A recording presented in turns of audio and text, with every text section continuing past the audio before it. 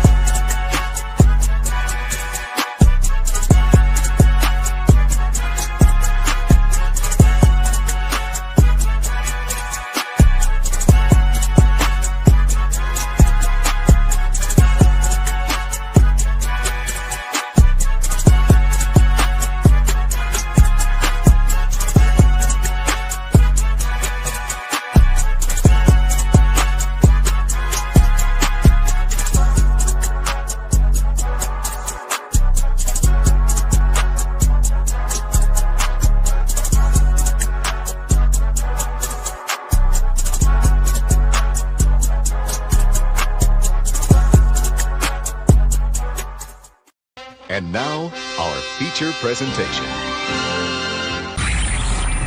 You are watching a master at work. Go get some! Hey, how's it going? My name is Rafael Chacinas, no es el Capitán Rafucho, and welcome to another episode of The Combat Club.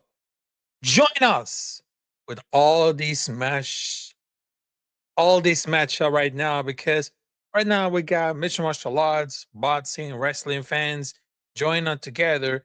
It will give you up a close-up of the previews and reviews of the UFC, WWE, a lot of boxing events. So what can expect about us right now? So here it is, folks. Another episode of The Combat Club coming at you. It's a show with 100% extreme attitude, because in this club we're born to fight anywhere, anytime, anyone. So still feeling in this amazing Saturday, because I know this Saturday is going to be so great right now. So happy Saturday right now. And for most people in the East Coast of the United States, right now we get lots of snow in including my city, Charlotte, North Carolina, which is pyramid with the snow day. So we're going to tell you about this, folks, right now.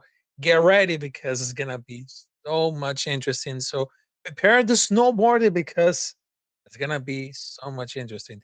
So ladies and gentlemen, make sure to subscribe to Capitán Rafucho on YouTube. Also, you can follow me on different social media.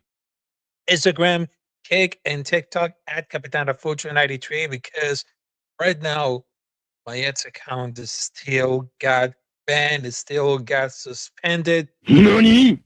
Yeah, it still got suspended since last Saturday until, well, I don't know what's going to happen for weeks, for days, for months. I don't know about you guys. I don't know about you guys, but this is going to be like something really, really, really, really, really bad. And I mean it for now. So, ladies and gentlemen, right now, we're going to do with the predictions of the UFC 325 in Australia, mate. Yes, it is, because we're going to put some music right now. Yeah, we're going to put some rock music like Slipknot. Yeah, Slipknot. I know that my tongue is going to be having like the best time, something I mispronounced, but here it is. This is live show right now. All right, so ladies and gentlemen, we're going to preview all these amazing fights coming up there because this is like an important Saturday, Super Saturday sports for all the combat sports. Because not only is the UFC 325 in Australia, but also is Teofimo versus Shakur in boxing in New York City at the Madison Square Garden. And of course, they have the first wrestling event of WWE for this year, which is the Royal Rumble. The Royal Rumble for the first time ever in Saudi Arabia. So I don't know, folks. It's going to be something like predictable, controversial. But here it is, folks. All right. So right now we're going to do it with the UFC 325 predictions. And right now we're going to the... All right. For the main card, we got for the lightweight, Julian Sakid versus Jamie Mullarkey. Now, between for the striking about those fighters, it's puncher versus the puncher back. Selke versus Mullarkey. I know that Mullarkey is a tough cookie to crack, but he absorbs far too much damage to make it a competitive one. And I think that Selke should be able to land the devastating shots and mark up the face of Mullarkey. Between for the wrestling and grappling, I don't want to see like anything wrestling because they both sucks. If they had enough guts to see all these wrestling and grappling, they would be shocked. Frankly, appeal what is happening right now. But there's gonna be like something to lock it in, but maybe doesn't. Maybe doesn't because Salki is coming up for the fantastic head kick knockout against a highly dangerous Nasrat Haqparast, and actually thought that could win this fight. So people get really shocked and appeal. So Salki really up on the record with a win like that. But the big question is, if he can replicate that same success against like Mullarkey, because he's in a weird spot in his career. He's primarily known for the toughness, the ability to go out for the shield, but I can't really give like any more props because that's because of the most of the part has been like a stepping stone up for coming fighters. And that fight, there's like they can see for the going for this way. And I believe that the most important that what would you do in those situations? Could it be knockout? Could it be decision? Because Mullarkey is a solid boxer. He has a power in his hands that they can after down aggression to 11, and he's one of the most dangerous people in the world for the next few minutes. So, but at the moment, if he gets hit on the face to regret, his momentum drops as expected to happen a few times on that fight. So, I'm just wanted to predict right now. Mullarkey, round number 2, knockout. That's what I say. That's my final prediction. All right, so next up, we got another fight coming at you, which is Tai Tuivasa versus Telson Teixeira. Now, this is for the heavyweight because we've been seeing enough of Waldo Cortez Acosta versus Derrick Lewis. And both of those fighters didn't take off the clothes to see these balls on fire. We're not going to sorry about it now. All right, so between for Tai Tuivasa versus Telson Teixeira, between for the strengthling, this is going to be like a just like a slot. Because Teixeira has to reach the height advantage, but if he's gonna use it, technically, or will Tsubasa catch in on the pocket? There's gotta be like the questions that will be answered. And for the wrestling and grappling, no. Because if you saw between Waldo Cortez Acosta versus Derek Lewis, they have a lacking of wrestling and grappling. They are all in full power, a punching combo. Yeah, that fight is not gonna happen between for the wrestling and grappling. There's no takedowns. If it does happen, I mean, it will like Tuivasa slipping in the banana peel or just something accidentally getting the takedown. A little just like, man, it ain't gonna happen. And between for like Tuivasa is a main intrigue here. It's his home city, his crowd, his people. He's a star here. It can feed off the crowd's energy, but I'm just wondering if he's mentally there, out of his house check out and here for the paycheck. We don't know.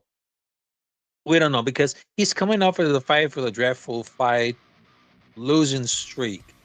5-fight losing streak for someone who has been like the Nets Mark Hunt. He has literally let us down. There is time for the cage to give it like more concern because during for the time he became like a chunkier human, probably just like a 300 pounds. It's like the definition of puncher's chance, considering that say that's like a weird prospect that the UFC is trying to push. And Teixeira is coming out for a loss against Lewis just last year. He got clobbered by the Black Beast. That's essentially they don't need to know about for that fight because he has a huge reach and a high advantage. But how could it be like a prelim in this fight? Because they don't know, frankly. Because if they watch Teixeira, he just seemed like average. He's fine, but he's not a war beater. He's just like tall and heavyweight. Is he gonna be better than Tuivasa? Probably not. Probably not is gonna happen. But I just wanted to tell you between for like Teixeira. I mean, if they had the policy to like not to skip, because I wonder why if Teixeira had the puncher combo between for the second round, probably is gonna change it at all. So give me Teixeira at the round number 1 knockout. Simply. It's just like really simply. All right. So right now, next up we got for the lightweight, Rafael Fieser versus Mauricio Ruffi. Now, this one is gonna be really interesting. For striking, Fieser is the superior striker from a technical standpoint. He's more experienced and much arduous bouts than Ruffi has. So I do really think that experience on the side because Ruffi has the power and athleticism to make it a tricky one for Fieser. I know this is gonna be like a fascinating fight, but I think the main factor to Fieser's success here is ability to mix it up because he's known for the striking. He has incorporated wrestling into the skill set that will become a more rounded martial artist. There are two like an approach to split the defense of the Ruffi a little bit. But between like the wrestling, now this one is gonna break it down. Because Rafael Fieser has the male advantage. Because there's gonna be like an opportunity to take downs here. I know the point is gonna be Rafael Fieser. Because this is gonna be like a fight for the fans. Now Ruffi is a little bit underwhelming right now after the loss against Benoit Saint-Denis in Paris, but I don't think that the hype has died down for a little bit. Now, Ruffi is a very slick striker. His spinning wheel kick against Green is going to be like the best thing that you ever gonna heard it. Because Ruffi is going to take this line to the advantage that will require Fieser to go to like a crazy with the offense to make it like impossible to Ruffi to reset it to find the time if it's getting own shots. Now he's gonna show off his power in order to keep Fieser back if he can land 2 powerful strikes against Fieser when the fight is gonna be more slower in the pace. There's a lot to calculate, more rolling heavy shots and combinations. Now between for like the wrestling coming up there, I think it's gonna be more important because he has a lot of success. And Fieser is coming off with a fantastic win against Bahamondes. And we've been seeing a few evolutions of the style. Now, traditionally, Fieser is a world-class kickboxer. His striking is incredible. He has the most clean, technical striking division, but he's like the shorter fighter. So it's going to have an underwhelming volume at a high pace just to penetrate Ruffy's reach. Pause. And he's a blade fighter with hands low style that I do think that is going to see back to Rufy a fair little bit. He's using wrestling to chops and trying to attack that leg of Rufy. Now, VSF is definitely more experienced fighter. I mean, like 2 fights against Gage. I mean, Bear is under wearing this belt. I mean, it's absolutely worth paying attention. I mean, they're going to be expect to see quicker attacks and a lot more volume of VSF because he's going to be like her to be as abusier striker. So give me Rafael VSF, round number 3, knockout. Or technical knockout, which is TKO. Just like very simple. All right, so we got next for the co-main event for the lightweight, Dan Hooker versus Benoit Saint-Denis. Now, between for the striking, both are quite visceral with the strikes. But I'll give like the fundamental striking advantage to Dan Hooker. It is built with his career on wars and brutal fights. He owns the stand-up role. He really roasted, he fade, he absolutely cannot defeat. Topuria can't even stay toe to toe against Hooker because Hooker is the motherfucking king. Because there is a lot of desaturation of the last. But the Hangman Hooker is the real king. I mean, Benoit Saint-Denis can really ban for the stood chin, but it's the only downfall because right now they have all the favoritism on Hooker. And the wrestling and grappling, this is about MMA, not like the backyard brawls. And Benoit Saint-Denis should be able to get the takedowns necessary to find the submissions. I know he's a freak on the ground, but they just use. They don't submit the pace on the ground. They quickly overwhelm with his opponent before the submission coming out to play. But this is going to be like on my must-watch list. This is going to be like the fight of the night. And Hooker is literally coming off of a loss against Armita Shushan versus submission. I mean, he takes no breaks. That's either a great thing or a terrible thing. But as opposed to a run, no. Because Hooker is going to be like, is going to want to throw down with the feet. He's a striker, prominent strikers in the UFC, and he's a household name. So he wanted to show up at the game with the hometown fans wanted the game right now. Now for Hooker, it's perhaps like the little punch drunk with these days. And Benoit Saint-Denis is coming out for the quick finish over Dariush. It is not even fair to call that a fight because nothing but a knockout. I know there is no strikes after the come for the quick finish. So that was going to be like a very frustrating. And BST has a fair submission, the wrestling threaded in that fight. So that going to be this plus. So it's going to be like a close call because this is going to be striker versus grappler. But I will say, read this right now. Well, give me Benoit Saint-Denis submission round number 3. Or even, because I understand that Dan Hooker represents for all the Australians. But I'm sorry, Hooker, but Saint-Denis is going to happen with the submission round number 3. It is right. All right, so ladies and gentlemen, after that, I would just wanted to predict the UFC 325 because I know you're going to understand right now because here it is, right?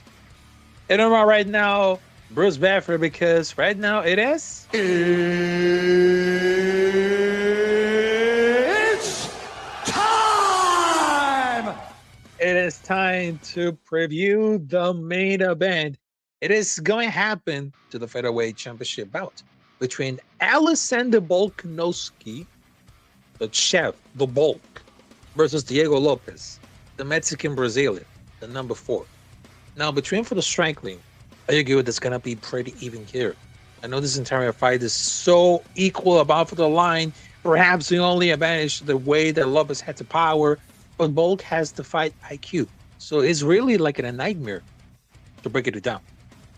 In between for the wrestling and grappling, Lopez. Have you ever seen Lopez between for the feet and of course for the grappling? He's tremendously fantastic. His submission ability is a threat to Volkanovski if Bulk choose to grapple. So I would think that we're likely to see like a striking affair, much like the first fight. Because this is gonna be like a rematch that all the people wanted, including me, to see. Like it felt a little weird because Bulk didn't defend his belt prior to this. World Lopez is fairly active in the between for the first fight to this one. Man, because I know Volkanovski is the king of the featherweight. And it does feel good because it's not without some concern how long he can keep the belt for. Because during the first fight he performed, it was tremendously good, but he looked strong, very intelligent, but his speed is no longer was there. But I do think the Bulk is deserving to be like a favorite here. But don't get the criticism that got this wrong. Because I really think the Bulk is gonna be like an easy time. Probably not against an improved Lopez, because Lopez is coming off of a knockout against John Silva back in there at Noche UFC. Yep. Because it's cleaning to wipe the floor with him, just like the gorgeous spinning elbow final for disgusting ground the pound. And he looking on the top of the world that fight. Then for the first fight, Lopez was getting a little pissed up into the feet. The Jazz were getting through. Then on the reach advantage, looking at realizing the footwork and speed of Bulk. Now, the one thing that Lopez has wanted to decide that he didn't use to identify for the strangling, he was really successful with the short combinations and such and the same for the combinations, but it was the same strike sequence over and over and over again. This is gonna be like a knobhead. As much as they had hype enough for the fight between Eddie Pimbler versus Justin Gage, Lopez is gonna take down for the title. I'm sorry, Bulk, but I know that you're the king of the featherweight, but I really think that Diego Lopez is gonna snatch the title, because if you see between Diego Lopez versus John Silva at Noche UFC, if you look at it very closely at the grappling and striking, and of course his speed, his skills, I mean, never compare him. Never compare. He's undeniable. So give me Diego Lopez decision to take off the belt. Like I said about it. And I'm sorry to Alexander Volkanovski. I know that you're the king of the featherweight. I know you look very good. But it seems like Diego Lopez is going to take the belt. There's going to be like a lot of explosions coming up there. Oh, man. I'm not going to tell you about this right now. I just wanted to tell you, this right here is going to be like an amazing fight for the Australian people, because this is going to be the first event of the year in Australia. And right now they have amazing fights, amazing local fighters, and of course Volkanovski versus Diego Lopez. Man, what can I tell you about this right now? What a time to be alive. And this is for the boys. This is for the boys. All right, so ladies and gentlemen, right now we got for the list right now, for the early preliminary card for the featherweight, they have Canelo Philly versus G Saw. For the lightweight, Kim Jang-wook versus Tom Marfan. For the featherweight, Keishiro Nakamura versus Sebastian Slay. For the bantamweight, Sulan Rankbull versus Lawrence Louis. Now, this one is going to be really important for the early preliminary card, because most of them, they have for the road to UFC Season 4 lightweight tournament, featherweight tournament, bantam tournament. I mean, what can I tell you about this right now? For the preliminary card, is going to be Impairment Plus for the light heavyweight, Junior Tafa versus Billy Illicana. On middleweight, Jacob Malcolm versus Torres Finney. On the middleweight, my guy, Cameron Robston versus Cody Brundage. On welterweight, Jonathan McCabe versus Oban Elliott. And for the main card, for the lightweight, Gillian Selke versus Jamie Lorocki. On heavyweight, Taichu Iwasa versus Chelson Tetseda. Lightweight, Rafael Fiese versus Mauricio Ruffi. Co-main, Dan Hooker versus Renaud Dennis. And for the main event, featherweight, for the featherweight championship, Alexander Volkanovski versus Diego Lopez, the second part. Yep, it's gonna be the second part, y'all.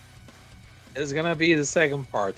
All right, so ladies and gentlemen, after that I was predicted the UFC 325, now it's getting ready to rumble because we're gonna bring the thunder and lightning for the Royal Rumble this year on Saudi Arabia. And right now I got my predictions. Who's gonna win the Royal Rumble between women and men? So my prediction to win the Royal Rumble this year for the women's, Liv Morgan. Hey yo! Hey yo! That's what I said it. Liv Morgan. Because to be honest right now, I just wanted to see to get Rhea versus Io at WrestleMania. Just like a triple threat match. I need to see having them to win the Rumble. It's like a getting started. But it seems like a long shot. And Liv winning in the face of Becker, it seems like the way they're getting stopped right now. But I really think that Liv Morgan should be deserving a lot of it. Because it's not going to be like something like a sloppy women's match right now. But I really think that if Liv Morgan have the guts to face all these women coming up there, I think it's going to happen. I think it's going to happen. Hey, how's it going, David Corona? And of course, we got Jack Hannes. Salute to you. Salute to you. And to be honest, right now, between for the Royal Rumble, sorry about that. But I just wanted to tell you, I just wanted to see Liv Morgan winning the Royal Rumble. Very simple. It's going to be like it is some fundamental, but I really think that it should be like it is picking it up. But they got to run in the bag right now. So they just wanted to start it. They just wanted to get really started enough of this right now. If Liv is going to win this, they're going to happen. But the biggest surprise in the Royal Rumble is going to be Stephanie Becker. If Stephanie Becker wins the Royal Rumble by the woman, could be really enough to face against, I don't know. Should be like a championship match, because I know there's 30 women competing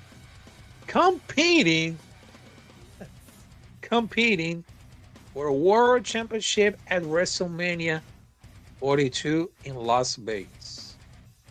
Yep. It's going to happen for Las Vegas right now. But I just really think that I don't know if it's going to really sure if she's going to face against the Intercontinental Championship, the United States Championship, or the Women's World Championship. I don't know, because the current champion is Julia. Yeah, the current is Julia. The Intercontinental Champion is against Becky Lynch, or maybe like the Women's World. Yeah. I know the Stephanie Becker could be like to winning this one, but it's gonna be really surprising at all. But can you imagine if they're gonna face against Jade Cargill, just like champion versus champion? I don't know, but it seems like it's a very, very, very, very good or very bad. All right, so I just choose Liv Morgan or Stephanie Becker to win the Royal Rumble. Just like very simple. And for the men's, there's gonna be like a lot of surprises. A lot of surprises on the men's Royal Rumble. And yep, it's gonna happen because right now, if Cody wants to win the Rumble, the storyline wouldn't have to go after Drew McIntyre. Yep. So maybe it's happening. Because if they wanted to see like a facing against Drew, Cody would win the Elimination Chamber if that did go for that direction. Because the people don't want to see like a Cody winning. I don't know why. Because if they want to see like everything, because I understand for the women's, Liv is already for the queen for the Saudi Arabia bands. But who's going to take it anything? Braun Breaker? I mean, Braun Breaker could be like the surprise to win the Royal Rumble, but it might be that end up like a triple threat match between Punk and Rollins rematch on night 2 on WrestleMania. Probably is gonna make it anything, but I don't really get really sure. But when Braun lost to almost to have the victory, they have to secure. Right now is going to be the 30. Whether the 30 is going to turn or not, probably Braun is going to make it. But I just wanted to see like the surprise event, just like the number 30. Because if you see the number 30 is the most iconic moments that we ever gonna guarantee right now. So who's gonna be like the surprise from the number 30? Chris Jericho. Yeah, because after he was done by AEW, right now he's gonna get him back to the WWE. I don't know, for one more time or one last dance, because right now if you see John Cena's one last dance back in 2025, now they're going to see Chris Jericho on one last dance, probably for this year, or maybe it's going to be his retirement match. But technically, it's going to happen to this right now. Technically. But they have it all over to the pockets right now. So my prediction to win the Royal Rumble in women's, I have Liv Morgan or Stephanie Bakir. And between for the men's, whether it's going to be Cody Rhodes or Braun Breaker. Could be anything. Could be anything right now, ladies and gentlemen. Could be anything. Now, between for like this right now, because after that I was predicted by the Royal Rumble about this year, right now there's one last topic that I just wanted to talk about it. And right now this is going to be like really shorter, which is the boxing between Teofimo versus Shakur. Now, between for this event is going to happen at the Madison Square Garden. What I really notice, Shakur defense is very limited. I know he's the lead what he does, but most of the defense is basically creating space to make opponents miss. That first option is going to be on the feet, but he wants to manage the distance, flipping and back it, just kind of there. If he can time it perfectly with the feet, but Shakur doesn't really slip punches. We, apparently traditional defense, Tank and Showbiz have been working this down too. Most of the time, Shakur's defense is step back, lean back, pull back, make a fall short. Even the shores like at the shoulder roll look, like in a Zapata fight. It's not like it's sitting there, whipping and slipping. Now, Teofimo is a counter puncher. He likes finding on the center. The problem is, if he can struggle cutting off of the ring or against southpaws and unconventional, or finding it like at the back foot, especially when the southpaw keeps like it's escaping toward the wicked side. I know the angles are very different. They were given like the hands mirror each other, and they get real tricky to them because we saw that. It might look boring, but strategically, it feels like Teofimo could bank those early rounds in opposites in ring position. Then maybe he can start taking more risks and actually chase and test his luck. Even if Shakur wins, most of the second half of the night, Teofimo has might be enough to the bank to get at least a draw, or even a win with decision depending on the judges. I would imagine that Teofimo can snag around for the two with the second half of this fight, but how can you judge about like that? How can you judge it about like that? But I think that Teo can finesse the judges and give Shakur some karma, because karma could be like a bitch, and that's gonna happen. So I know that I have my prediction coming out there. So I just wanted to choose Teofimo. Yes, Teofimo. I know he's a champion. He's in the middle. He looks like the guy to win it to fight, running out after Shakur, because Shakur would look at this 1 second away. And he was fainting that looks ready to make him. He could have like shaking his bootlegs. He was like at the point of the fight. He was not getting hit clean. And Teofimo like to hit dirty with his punching combos. That's what I said it right now. All right, so ladies and gentlemen, right now I'm getting out of here because this is a Saturday morning tailgate, because right now we got action packed for this Saturday, even at this weather conditions right now, because I know it's snowing between for the East Coast, for the United States. And yes, it's gonna happen, folks. Because in 1 hour, we got the full action package between for the Royal Rumble 2026 in Saudi Arabia. 30 men and 30 women, they're about to compete. Who's got a chance to have it a one shot in WrestleMania 42 in Las Vegas? And to be honest, right now, after that, they have at 9 p.m. the UFC 325 between Alexander Volkanovski versus Diego Lopez in Australia, mate. And for the boxing fans, they have Teofimo versus Shakur in the Madison Square Garden in New York City. That's what I tell you about this, folks. So make sure to subscribe to Capitán Rafucho on YouTube. You can follow me on different social media, Twitter. Oh, Twitter. I know that I got suspended, so sorry about that. On Instagram, Cake and TikTok at Capitán Rafucho 93. And of course, if you want to help and support this stream, you can make a donation by Cash App, Venmo, or PayPal. All financial help is welcome. I don't know, folks. All right, so I'm out of here right now. I'll see you around a couple of hours because I'm getting ready for the Royal Rumble. So take care, folks, and have a great afternoon. So this is gonna be like an action-packed Saturday.